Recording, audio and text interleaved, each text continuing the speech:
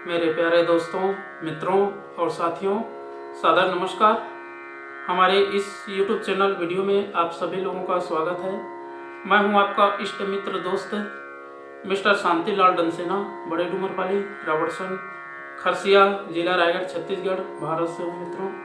मित्रों, आप लोग हमारे इस YouTube चैनल वीडियो को देखते हैं तो आपको मैं हृदय से धन्यवाद देता हूँ। अगर आप पहली बार देख रहे हैं तो इसको सब्सक्राइब जरूर कर दें, बेल आइकन का जो घंटी है उसको भी क्लिक कर दें और ऑल ऑप्शन का चयन करना होगा। मित्रों, यूट्यूब चैनल वीडियो को और फेसबुक वीडियो को आप सभी लोग देखते हैं तो शुरू से अंत तक जरूर देखें, सुने, समझें, अनुभव भी करें। मन कहता है, उचित लगता है, अच्छा लगता है तो आप हमें एक लाइक जरूर दें और इष्ट मित्रों के पास शेयर भी करें। अगर कोई विशेष संशोधन की आवश्यकता है तो आप हमें कमेंट बॉक्स पर सूचित करें और हमें मार्गदर्शन भी दें। आपका दिया हुआ मार्गदर्शन हमारे जीवन को मोटिवेट करता है, आगे बढ़ने के लिए प्रोत्साहन मिलता है और वही हमारे श्रेष्ठ जीवन का एक आधार है। मित्रों, व्यक्ति जो है आनंद की खोज में क्या नहीं करता है, अपने तन, मन, धन सबको समर्पण कर देता है। आनंद की प्राप्ति के लिए व्यक्ति तरह तरह के विडंबनाएं करता है, तरह तरह के कार्य करते हैं और हर प्रकार के क्षेत्रों में सफलता पाने के लिए अथक प्रयास करते हैं, लेकिन आनंद की उपलब्धि नहीं होती है। जबकि व्यक्ति आनंद को अपने मुट्ठी में रखा हुआ है। आनंद कोई वस्तु का नाम नहीं है, आनंद कोई प्रकृति पर्यावरण नहीं है। अपने अंदर जो सोया हुआ देवत्व शक्ति है उसका अभिवर्धन करना ही आनंद की प्रस्फुटित है।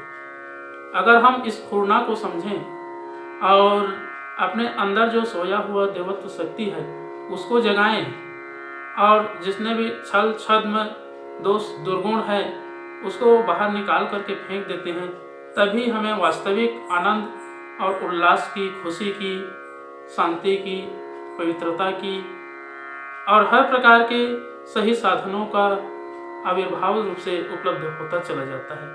आनंद की उपलब्धि के लिए व्यक्ति जो है कार्य करता है, लेकिन उस कार्य को किस ढंग से करना है, उसका जो व्यवस्था तंत्र है, अनुशासन है, उसको व्यवस्थित ढंग से व्यक्ति करे तभी आनंद की उपलब्धि होगी। हर एक कार्यों में आनंद कोई न कोई रूप में छिपा रहता है। उस आनंद को खोजने के लिए व्यक्ति तन, मन, धन से, चरित्र चिंतन, व्यवहार से, अपना मनसा वाचा कर्मणा से सारे चीज़ों को समर्पित करना पड़ता है और आनंद की अनुभूति अपने आप करनी पड़ती है। आनंद एक अपने आप में विशेष तत्व समाहित है। आनंद वह परिधि है जिसमें व्यक्ति रह करके सभी कार्य को सुसंपन्न कर सकता है और आगे भविष्य का भी निर्धारण कर सकता है। आनंद में वो दिव्य क्षमता है जो व्यक्ति अपने आप को समझता है, जानता है और घर में, परिवार में, समाज में, राष्ट्र में, देश में, सभी जगह में रह करके अपने आप को व्यवस्थित ढंग से संचालित करे तो अपने आप अनायास आनंद की उपलब्धि होती है। आनंद जो है ईश्वर का दिया हुआ एक गुण है, वरदान है, अनुदान है। अगर हम इसका सही ढंग से उपयोग करते हैं, समय का सदुपयोग करेंगे, अपने दिनचर्या को व्यवस्थित बनाएंगे और आने वाले भविष्य का अच्छा से अच्छा निर्माण करेंगे तो आनंद की अनुभूति होगी। आनंद हमें स्वतः ही प्राप्त होगा। आनंद से जब हम वंचित रह जाते हैं तो मस्तिष्क जो है दिग्भ्रांत रहती है। कलमश कसाय में, दोष दुर्गुणों में, छिद्रान्वेषण में, पर निंदा, चुगली, ये सभी तथ्यों में व्यक्ति का जीवन समाप्त हो जाता है, लेकिन आनंद की उपलब्धि नहीं हो पाती है। तो मित्रों, अगर हमें आनंदित रहना है तो अपने आप को सबसे पहले जानना पड़ेगा। अपने अंतर के जो दरवाज़ा है उसको खोलना पड़ेगा। ईश्वर जो है चाबी हमें दे रखी है बुद्धि का, विवेक का। अगर हम इस विवेक से जो बुद्धि रूपी तराजू है, इसमें अपने चरित्र चिंतन व्यवहार को, जो गलत कार्य है अच्छे कार्य है, इसको बुद्धि रूपी तराजू से तोल करके देखें। अगर हमारा संस्कार अच्छा रहेगा, संस्कृति अच्छी रहेगी, तो आने वाले भविष्य जो है सकारात्मक होगा और समय का भी सदुपयोग होगा और आनंद की उपलब्धि अनायास अपने आप हो जाएगी। तो मित्रों, आनंद की प्राप्ति के लिए सबसे पहले प्रथम मार्ग है, सीढ़ी है, वो है अध्यात्म, धर्म। अगर हम सच्चाई के रास्ते पर चलते हैं और सत्य को अपने जीवन में धारण किए हैं, तो कहा जाता है सत्यमेव जयते, सत्य का हमेशा विजय होता है।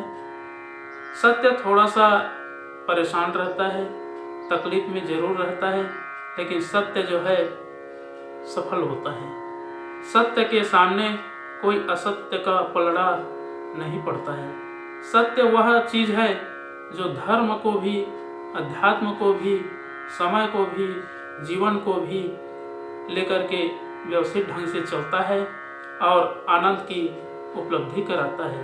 तो मित्रों, अगर आनंद की उपलब्धि प्राप्त करनी है तो अपने अंदर खोजें और उसको अनुभव करें। हर एक कार्यों में कोई न कोई रूप में आनंद छिपा हुआ है। उस आनंद को प्रत्यक्ष रूप से अपने जीवन में अनुभव करें और वही आनंद जो है सच्चिदानंद होती है, ऐमात्म ब्रह्म होती है, तत्वमसि होती है। ये सब हमारे एको हम द्वितीय नास्ति कहा जाता है। केवल एक ही ब्रह्म है, दूसरा कोई नहीं है। इस तथ्य को हम समझें और उसी में आनंद का अनुभव करें। आनंद की उपलब्धि जब हो जाती है तो फिर विश्व ब्रह्मांड जो है तुच्छ दिखाई देता है, क्योंकि अपना अस्तित्व अच्छे कार्यों के लिए हुआ है। सत्कार्य को अपने जीवन में धारण करके आगे बढ़ेंगे तो आनंद का अभ्युदय अवश्य होगा। तो मित्रों, अगर आनंद की अनुभूति सच्चे अर्थों में करना है तो अपने अंदर झांकें और गायत्री महामंत्र का उच्चारण करें। अगर हम गायत्री महामंत्र का उच्चारण करते हैं, जाप करते हैं या गायत्री मंत्र लेखन करते हैं, तो जो गायत्री मंत्र का शक्ति का स्रोत है सूर्यदेव, सूर्य भगवान की जो प्रकाश किरणें हैं वो अपने अंदर समाहित होती हैं और हमें अंदर बाहर से पवित्र करती है, आनंद से आनंदित करती है, प्रफुल्लित करती है, पल्लवित करती है, प्रकाशमय, ओजमय, तेजमय बनाती है। तो आइए मित्रों, एक बार गायत्री महामंत्र और संपुट के साथ में एक बार महामृत्युंजय मंत्र का उच्चारण मेरे साथ साथ में करेंगे। ओम भूर्भुवः स्वः तत्सवितुर्वरेण्यं भर्गो देवस्य धीमहि धियो यो नः प्रचोदयात्। उस प्राण स्वरूप, दुखनाशक, सुख स्वरूप, श्रेष्ठ तेजस्वी पापनाशक देव स्वरूप परमात्मा को हम अपनी अंतरात्मा में धारण करें। वह परमात्मा हमारी बुद्धि को सत्मार्ग की ओर प्रेरित करे। ओम हौं जुम सह, ओम भूर्भुवस्वः, ओम त्र्यंबकं यजामहे सुगंधिं पुष्टिवर्धनम् उर्वारुकमिव बन्धनान् मृत्युर्मुक्षीयमामृतात्। ओम स्वः भुवः भुव, ओम सह जुम हौं। ओम मृत्युंजय महादेव त्राहि मां शरणागतम् जन्म मृत्यु जरा व्याधि पीड़ितं कर्म बंधनाय।